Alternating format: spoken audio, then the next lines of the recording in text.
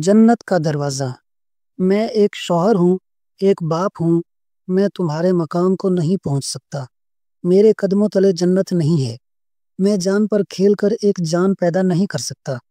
میں بیک وقت 22 ہڈیاں ٹوٹنے کی اذیت سے نہیں گزر سکتا۔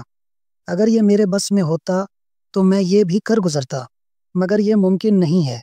مگر اے میری شریک حیات، یہ بھی سچ ہے کہ تم اور ہماری اولاد مجھے بے حد عزیز ہو۔ تمہاری خوراک اور دوا کے لیے میں اپنی ہڈیوں کی پرواہ کیے بغیر ہر وقت کوشاں رہتا ہوں۔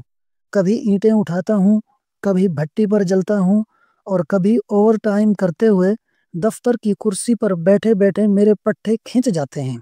مگر میں پرواہ نہیں کرتا، شکایت نہیں کرتا، کر ہی نہیں سکتا، کیونکہ میں ایک مرد ہوں۔ تھکنا اور ہمت ہارنا مجھے زیب نہیں دیتا، بلکہ میرا کام تو تمہیں ہمت دینا، تمہارا سہارا بننا ہے۔ اولاد کی پیدائش سے پرورش تک تمہاری قربانیاں ناقابل فراموش ہیں، مگر قربانی تو میں بھی دیتا ہوں۔ میں بھی ہر پل اپنی اولاد کی فکر میں جیتا ہوں۔ تمہاری طبیعت خراب ہوتی ہے تو میری بھی جان پر بن جاتی ہے۔ میرے بس میں ہو تو میں تم پر آنے والی ہر مصیبت اپنی جان پر جھیل لوں، مگر میں اللہ کی تقسیم میں دخل اندازی نہیں کر سکتا۔ تم جس دن میری اولاد کو دنیا میں لاتی ہو، میں اسی دن سے اس کی دنیا بنانے میں جٹ جاتا ہوں۔ بچے کی فکر میں تم اپنا آپ بھلا دیتی ہو تو مجھے بھی اپنی ہوش کہاں رہتی ہے۔ تمہاری خوبصورتی میں فرق آ جاتا ہے تو میری جوانی بھی فکر معاش کی نظر ہو جاتی ہے۔ تمہارے سر میں چاندی اتر آتی ہے تو میرے بال بھی انہی فکروں میں جھڑ جاتے ہیں۔